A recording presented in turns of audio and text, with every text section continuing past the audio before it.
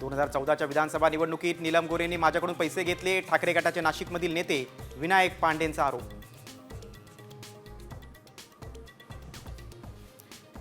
राज्यातील 5 जिल्ह्यात हवामान खात्याकडून उष्णतेचा येलो अलर्ट जाहीर, तापमान उष्ण आणि दमट राहण्याचा अंदाज.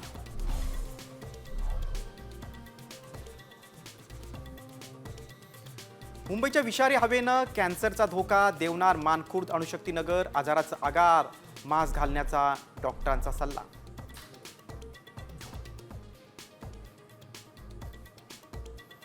लाडकीमुळे अपुरा निधी, जिल्हा नियोजनासाठी 60% निधीचं वितरण, अनेक कामं रखडली.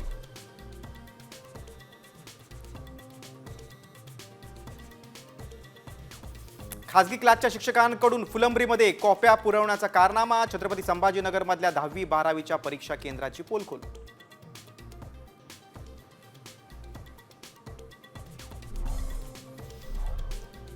कुख्यात गुंड गजा मारणे टोळीवर मकोका, मंत्री मोहोळ्यांच्या कार्यकर्त्यावरील हल्ल्याप्रकरणी दखल घेत आरोपींची काढली धिंड.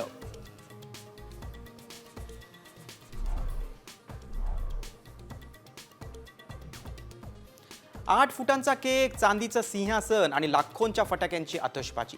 साताऱ्यात खासदार उदयनराजे भोसलेंच्या वाढदिवसाचं ग्रँड सेलिब्रेशन.